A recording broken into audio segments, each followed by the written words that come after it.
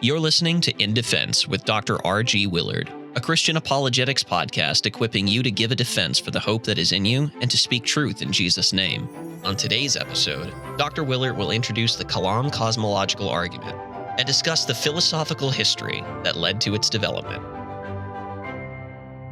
Hello, you are listening to In Defense with me, Dr. R.G. Willert, a Christian apologetic podcast bringing you an appeal and defense of the Christian faith. Now, as I was thinking of what I wanted to start off doing this brand new podcast with you, I could think of no better place to start than to give you my favorite argument for God's existence. It is known as the Kalam Cosmological argument. Now, before I dive into this with you, I want to give you guys just a quick overview of the series that we will be doing on the Kalam Cosmological argument. It will be roughly 6 parts, roughly 20 minutes each of each part. The first episode will be the quick introduction as well as a quick historical background of this argument. The second episode will help you guys better understand what makes a good argument. We're going to be tackling a few lines of reason and argumentation to help you better understand what the Kalam is and what the Kalam is not. The third episode, we're going to be diving into what is called premise 1, or the first line of arguments of this Kalam cosmological argument. Episode 4, we're going to be diving into the second line of argument, or known as the second premise of the Kalam. Episode 5, I'm going to do a summation of everything that we have went through so far. And then in episode 6, I'm going to be tackling roughly 5 to 6 common responses or objections I have heard, whether it be on YouTube or in person or on college campuses. Now, I'm excited to be starting this with you. And let's dive into the first episode. The Kalam cosmological argument has a very long historical background to it. Now, the term Kalam is the Arabic word for speech, where God sort of spoke out all of creation. And the Kalam historically became to note a large movement within the Islamic and Arabic scholasticism roughly around 840 AD. And this movement confronted the large Greek philosophical belief that God did not create the universe out of nothing. That the Christian belief that we had, God created ex nihilo, is not true. And this is where the Kalam sort of went to attack this Greek philosophical challenge. Now, before I dive back into the period around 840 when it comes to the Kalam, people don't know, and it's quite interesting, when you study the history of the Kalam, there is a brilliant movement of thought even prior to 840 AD that discussed these philosophical challenges to this Greek philosophy. And there was a brilliant man named John Philoponus. He was a Christian philosopher, theologian, scientist from Alexandria. And being from Alexandria, he studied in the school of Alexandria, and most of their research was to take on Aristotle's work. Aristotle's dates are roughly 322 to 384 AD.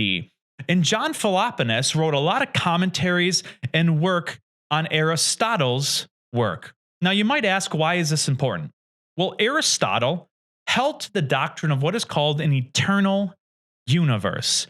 Aristotle was famous for this phrase that most of us have commonly heard, the unmoved mover, because in a very crucial sense, Aristotle believed that God did not create the world ex nihilo, the universe out of nothing. In fact, he believed that matter was eternal with God in sort of this frozen state, and God was the prime mover and got the motion going to get the kind of universe that we have today.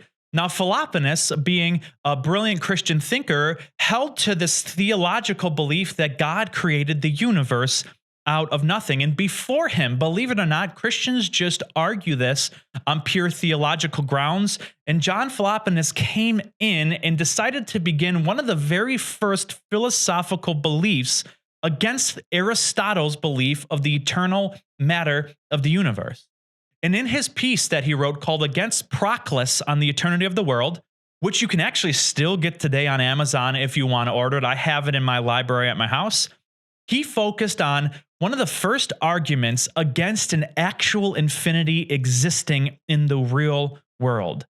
And in this work, he brilliantly articulated an argument against an actual infinite amount of things and time of the universe. And this view was embraced by medieval thinkers and refined throughout history. Now, this brings us back to the idea of the Islamic period, around 840 AD. And there was a few brilliant thinkers along this time, but for the time being, I want to focus on one Islamic theologian. His name was Al-Ghazali, and his dates are roughly 1058 to 1111 AD. And his work was so brilliant. He worked off of this actual work of John Philoponus against infinity. And even Islamic theologians today say his work needs to be dealt with. And he wrote a piece called The Incoherence of Philosophers, where he sort of rigorously went against this idea of an eternal world and this attacked the belief of an actual infinity. And he had two major steps in his argument. The first step was this. Al-Ghazali argued that the universe was a contingent thing. It was a contingent thing. It was not necessary. And because it was contingent, it came into existence. And if the world came into existence, therefore it had a cause of it coming into existence. And what he did in the last part of this first step, he focused on the absurdities that would happen in real life if you were not to think the universe were contingent and come into existence and existed for an infinite amount of time. And he focused on the weird things that could take place in reality if we are to believe that an actual infinity could exist in the real world. That's his first step.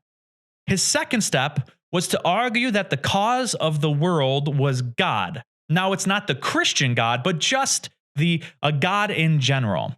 And what he did was, if he came to the conclusion that there was a first cause of the universe, the question is, can we derive characteristics or properties or even just information of what it means to be the first cause of all of the universe?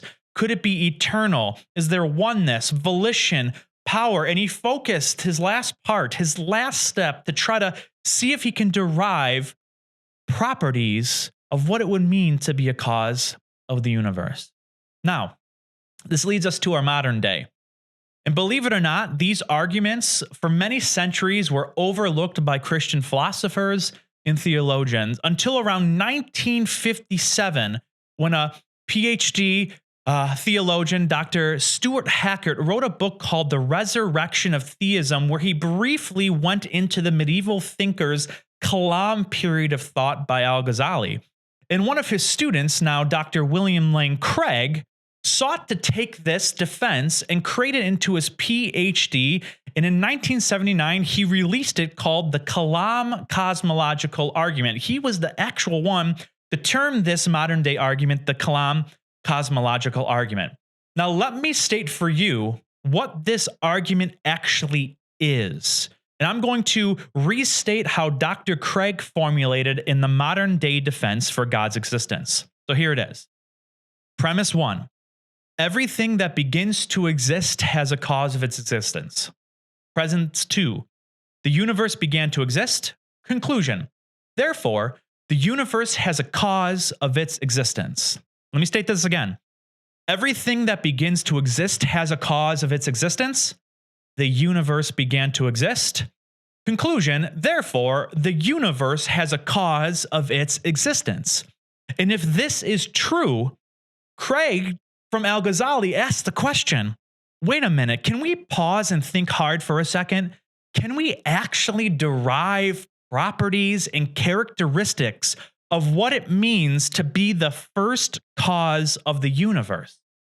If certain properties can be found, maybe eternality, personhood, volition, being spirit, if this is true and we can philosophically and scientifically derive certain characteristics and properties of what it means to be the first cause of the universe, are believers in God and Christians, theists in general, on weird grounds to think that a person and being like God actually exists? Given this argument, does it give us Christians good grounds and justification and reasons to believe that God is real? This is what this argument's going to do. And that is a quick historical background to this argument. And on the next episode that you guys can hopefully will tune in for, we're going to be diving not necessarily into the Kalam, but we're going to be diving into what makes a good argument and trying to derive what kind of argument the Kalam actually is to determine what it is and what it is not. So, if you have any questions or thoughts or comments, I want to hear from you. I would love to do a series tackling your questions, or even if you want to come alongside and help financially support us in this journey to make great Christian apologists in the Columbus, Ohio region, please email me at ryan@ryanwillert.org. That's WILLERT, ryan@ryanwillert.org, or go visit the podcast page at riverradio.com. I want to say thanks for tuning in, and we'll see you next time on In Defense. This podcast is a production of River Radio Ministries. You can find more podcasts like this one at riverradio.com. And if you like what you're hearing, make sure to subscribe wherever you're listening now, and be sure to tell a friend so they can listen too.